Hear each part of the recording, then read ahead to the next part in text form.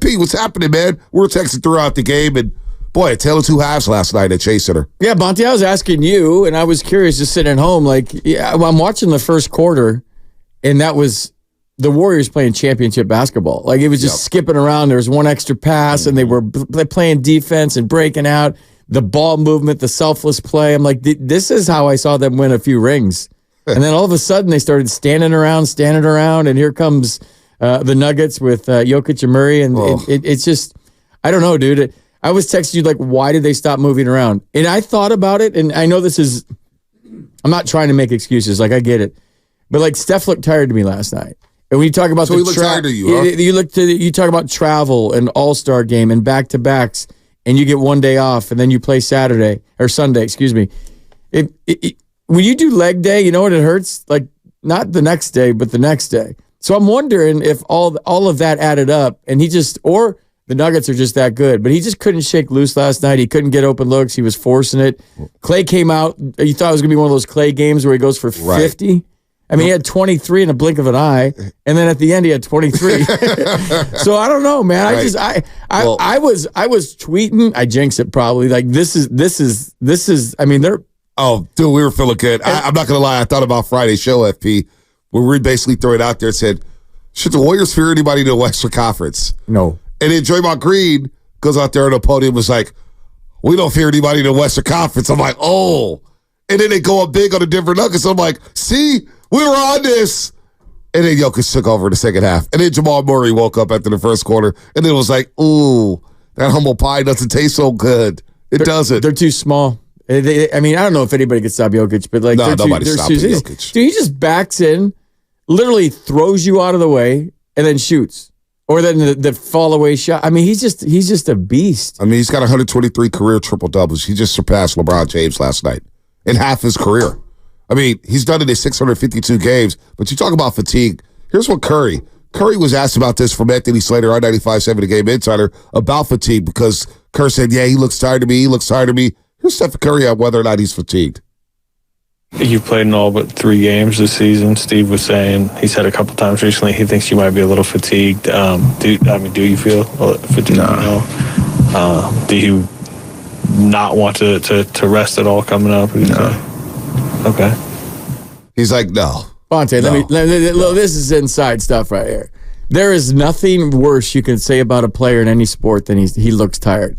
I got in trouble once at a broadcast because I said something. He's played this many games. He looks tired.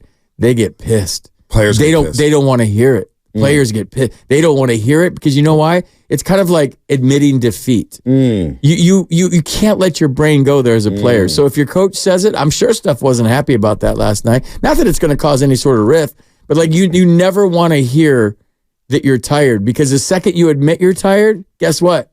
You're tired. So there's no way he's going to ever go, yeah, I'm a little worn down. I'm a little tired. Sorry. I don't know if he's tired. Could be. It's a lot going on last weekend. But I look at it the other way here, FP. I look at the matchup against Denver. And I say, well, has he been tired against Denver this season? Because, look, he's still averaging 23 a game against the Denver Nuggets in 4 matchups this season. But he's only shooting 37.5% from the floor, 31% from 3. And I look at all the shot attempts, right? 6-17, 7-21, 11-23, 6-19 last night. Then from 3-point range, 6-13, 3-13, 5-12, 1-10. The Denver Nuggets defend Stephen Curry about as well as anybody in this league. Yeah, they match up well. Match up very well. Contavious Caldwell-Pope. Size. He's always been a good defender on Length, Steph. speed. Aaron Gordon at times. You could steal a few possessions with Aaron Gordon. Physical, athletic, big, could bump Curry off his spot, run him off the 3-point line. Jamal Murray did it as well. Mike Malone has put together a game plan against Stephen Curry this season. Size matters. It does matter. It does matter a lot, Fitz. But the last 7 times the Nuggets have rolled the Warriors, they know how to defend Stephen Curry. Now, Stephen Curry is still going to get his. He's still putting up Hall of Fame numbers overall, like 23, 5, and 4. Against everybody to take those numbers, but they make them work. And again, the percentages, 31% from 3, 37.5% from the field. Stephen Curry against the Denver Nuggets. You got to give them credit, FP. They play Steph as well as anybody in this league. Yeah, it's just a bad matchup for him. And then Draymond came out and said that they're going to, they have what it takes to win a title. They can beat anybody. Last Friday. But they can beat anybody on a given day. I don't know that. Do you feel a little humbled about the Denver Nuggets now? Dude, I just feel a little humble about the Warriors. Maybe I'm a front runner, but if they would have won this game, I'd have been like, let's go. Like number 5, here it comes. They can beat anybody. And I was thinking that in the first quarter by the way they were playing. And all of a sudden, the ball movement stopped, and it was one-on-one basketball, and they're just dribbling around. And it was like, okay, I have the ball. I'm going to shoot. Driving, forcing. Clay scored 23, and then Clay took some bad shots in the second half with somebody in their face. A lot of people saying Clay should have started the second half. I don't know. Listen, Pods had a bad game. There's no doubt. But the length and the size of the Denver Nuggets really caused problems for Brendan Pajitsky. He's a good rebounder, especially for his size. We love Pods. He's played very, very good basketball. What you got from him as a rookie, I mean, it's exceptional. It really is. I think it's a bonus for everybody out there. We didn't expect this from him. But the Denver Nuggets have guys who know how to match up against Pods. If he goes to the rack, which is his strength of the game, right? His strength right now is going to the rim or hitting that floater or going to the cup. Well, Denver has so much size and guys who can alter your shot like Eric Gordon, like Michael Porter Jr., even though I think he's stiff on defense. I'm not the biggest fan of his. But even this guy Najee off the bench was being athletic and causing some ruckus around the rim. That's where you may have to play different matchups here. That's where maybe you get a little more Clay or you get a little more Chris Paul when he comes around. But you need two-way players. Even Gary Payton II yesterday. You forgot he played. He didn't score, one field goal attempt, didn't rebound as well. Why? Because they have a lot of guys on that Denver sideline where size, athleticism, and they can nullify all that stuff around the rim when you have these smaller guards. So this is a tough matchup for the Golden State Warriors. Like, could they beat them in a 7-game series? I think they could, but Jokic is just too much, man. Again, 32, 16, and 16 last night. He controlled the entire game from the end of the second quarter on. And they play the Nuggets well all year. They just haven't beat them. They can't get over. Dude, they've lost to them 7 straight times, FP. Yeah. 10 of 11. And that's stemming off that first round series when they won the championship in 5 games. And Jokic didn't have Jamal Murray. He didn't have Kentavious Caldwell-Pope. No, he was missing somebody else. It was somebody else he was missing. Michael Porter Jr. and Jamal Murray wasn't in that series. Nuggets have a great starting 5. They match up well with the Warriors. As far as Draymond Green defending, you can't defend Jokic. You just can't. And that causes a lot of problems. So if you single him up, he's going to burn you and just score over you all day. If you double him, he's going to make plays for his teammates and get everybody else rolling. And then you get Jamal Murray, who I don't know how familiar you are with his game, FP. But he's got a little Joe Dumars. He's got a little D. Wade. He's got footwork. He's got the fadeaway. He's a tough shot maker. He's a bucket getter. That pick and roll with Jokic and Murray, FP, it's unstoppable. Yeah, the chemistry those two have, and they've been playing together for so long. You could just see that in their size, in their game. Hey, if you're the Warriors, you just flush this and go to D.C. and beat up on the Wizards, hopefully. But to me, you look at what Draymond said, and you and I were texting over the weekend about what he said. And I have this quote that the body doesn't go anywhere the mind hasn't gone first. So in the championships I've won in the minor leagues, and the championships I've won before, whatever, irrelevant. When I've been around champions, right, you have to speak it. You have to speak it before you do it. Mm-hmm. And I like what he said because he's confident. He thinks they can win another championship. He thinks they can beat anybody. And you got to think that as a player. But like, then I saw, I don't know now. I was thinking if they won this game that I would be on the bandwagon. Here we go. You were ready to roll. This game, I'm sure all the fans out there listening, same thing. Or maybe they just weren't buying what they were selling. But this is maybe I don't think they could win another championship right now based on they can't get past this team. But then maybe somebody beats them that matches up better with them and they don't have to face the Nuggets. I don't know who. I don't know who beats Denver in the playoffs. I was thinking it in the first quarter, the way they were skipping the ball around, how much enthusiasm they were playing with, how much energy, and then all of a sudden they started standing around. Well, give credit to Denver. Here's a couple categories here, FP. And 888-957-9570. I want everybody to get in on this, especially Dub Nation. How does last night alter your view of this basketball team? We're feeling all good now. By the way, the Friday's game against the Hornets was one you throw away. I don't wish that on anybody. That was one of the worst games I've watched in about the last 5 years. Honestly, that was a dud. And if not for the entertainment at the end of the game with Quinones and what do you think about that? What do you think about that? Unwritten rules. Look, Charlotte, you should be mad about getting blown out. At the same time, Would I like to see Quinones dribble out the ball or Potts not make the pass? Absolutely. I go both ways on that. But be mad about something else, Charlotte. You're 14-41 or whatever it is. 15-41, whatever your record is. You know what I'm saying? Like, Brooklyn's getting mad over Mike Conley Jr. shooting a three. Why don't you get mad at yourself for being down 12 with 20 seconds left? You know, so it's I go both ways on an FP. Do you know, I was with you, and then I watched the replay. I don't know if you did this. I watched the replay. I rewound it like 2 or 3 times, and I'm watching Steph Curry's reaction on the bench. Oh, he's just like, what are we doing? Yeah. What are we doing? What are we doing? Right, what are we doing? He put his hands out to the side before they were pushing and shoving. I'm with you. So when I saw Steph do that, he shouldn't have shot it. Yeah, no, you just dribble it out, take the turnover. He 1 second left. Goes like, I know this is terrible radio, but he put his hands to the side, and you could almost see him say, like, what are we doing? Like, what are we doing? What are we doing? And then there was the pushing and shoving.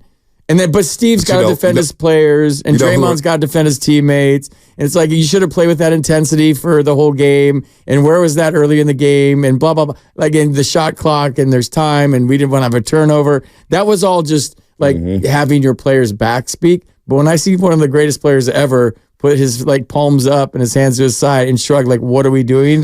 then I knew that he shouldn't have taken that he shot. Probably shouldn't have done it. He should have done it.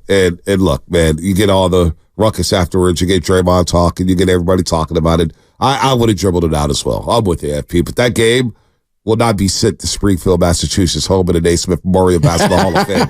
I mean, the Hornets scored 29 points in the first half, folks. 29 points in the first half. But you talk about Denver here last night. You said the ball's hopping around. You're right, FP. 18 assists in the first half. It looked beautiful. Clay's going crazy. Steph hadn't even got off yet. You score 61. But you give up the 14-0 run at the end of the second quarter. Murray scores 16 of his 18 first half points in that second quarter. And it ain't just control the pace. And this is how you know they control the pace. Fast break points. Denver 24, Warriors 3. Bully was saying this all last night. You can't beat a smaller team and get outscored at fast break points by 21. And no, you got to run to wear down Jokic too, right? You got to wear him out, run at him. You got to play fast. That's where Draymond Green comes into play. You have to be able to take those shots that are available. He's shooting over 40% from 3 this year. Now, I know he's not taking a high value with threes, but you are shooting at a very good percentage. Make Jokic work defensively. Go at him at the rim. He's not a big-time shot blocker. You have to make him work. So Draymond Green doesn't do that. He turns the ball over 6 times. And Jokic just played the pass when he came to Draymond Green. You got to make the defense honor you. You can't play 4-on-5 basketball, especially against that team. So you can't have specialists out there. You need legit two-way players who can go at Jokic, who can go at the Denver Nuggets, and also push the pace. The Warriors only took 81 shots last night, FP. You look at other games, 107, 105, 103, 101. They took 81 shots last night, which tells you Jokic controlled the pace, and they limited the Warriors' possessions. Usually when Steph gets everybody involved in the first quarter, then the second quarter he shows up. Right. That's why I think something was off last night. It might be the matchups, and Denver's just better. I think Denver has had a great game plan, FP. Well, why don't other teams have that plan against I don't know. Steph? I think other teams are just kind of silly. Or just, I don't know. Maybe they don't physically match up. Maybe they don't have the personnel. Maybe they don't have the discipline. But Denver sticks to their game plan. Kentavious Caldwell-Pope has always been a very good defender against Steph Curry. And the team defense, when they know Curry, they try to run him off that three-point line. Or if he is taking threes, they're hurry threes. He's coming off screens. They're hurrying him to take those threes. He doesn't feel comfortable out there. Again, the numbers tell you that. 31% this year from 3 against the Denver Nuggets in 4 games. Dude, when I was a kid and I used to watch the Showtime Lakers because that was my team back in the day, there were games, Bonte, when Kareem would just go from top of the key to the top of the key and he'd get stuck in the middle of the court because it was fast break and fast break back. Like I think that's what you do with Jokic. Like, what do I know? But like that's what you do. You just go back, you just wear him down so that he's. But dude, come on, like. If he's not the best player in the game right now, the most dominant player. I mean, he's. Come on, dude. Like I've never been a fan until last night. Oh wow! I really haven't. Really? Yeah, I don't like big, slow white dudes that just don't have no athletic ability. That they play on the ground and all that. I like high flyers. I like guys that can dunk, that have a jump shot. There's something. There's nothing exciting or thrilling about his game except for. He just beats you. He wears you down. What about his passing? His passing's sick. Come on, that and then the touch, dude. The fast break, the fall away, the touch. I mean, he's talented, but that's not an exciting brand of basketball he plays. I think it's beautiful. I think it's beautiful. Oh really? My gosh, Why? I love it. Why? It's boring. The fundamentals, boring, right? Yeah, fundamentals are boring for some people, right? Yeah. Look, he doesn't have a lot of flash. He doesn't. But his passing, his dribbling, his shot making, the wherewithal to make home run passes down the floor. That was a good pass last night. He's like John Elway yesterday wearing a Denver uniform, just throwing passes left and right. What about his 2-on-1 fast break? He's running a fast break. Third quarter, he intercepts the pass, right? I think it was Steph Curry who telegraphed the pass. Yeah. He takes it. It's a 2-on-1 fast break. The fake pass. Defender's like, what's going on here? Touch pass right there in the paint, layup. What about the spin move off Kevon Looney? Looney's leading it up. He's like, okay, I'll just hit you a quick spin and a finger roll. Like, I love Jokic's game. He's not a person. He just plays ball. He does. That's just what he is. He just beats you. He just beats you. I know. I get that. He's about a day Tim Duncan. I mean, there's a lot of people say that about Tim Duncan. Boring, too fundamental, not flashy, plays below the rim. But you know what? All they do is win to get buckets. I mean, this stat line, 32, 16, and 16 last night. That's a hefty triple-double. I mean, come on, man. Those are nasty numbers. What do you call it when you get to 20 in all of them? Is there another name for it? Nah, it's like just 20 and 20 call it a and monster 30. triple-double. Yeah, it's like 30, 20, and 20. Now you're a rarefied air. But Draymond Green, to your point, before we break and get to Daniel from Indiana, Draymond Green, and I want the roasters to call in, 888-957-9570. Are you with Draymond Green when he says this about the Golden State Warriors? Love it. Need you to play the sound. Top of the top. There you go. That's I 100% believe that we are legit title contenders this season. I don't see any team out there that we couldn't beat. Obviously, the cards got to fall in place. Obviously, a lot of things got to go your way. Obviously, you need some luck. That's just the nature of winning championships. But I don't see any team in the NBA that we can't beat and compete for a title. And mama, we still got that man. They still got that man. But Denver knows how to stifle that man. And that man is Steph Curry.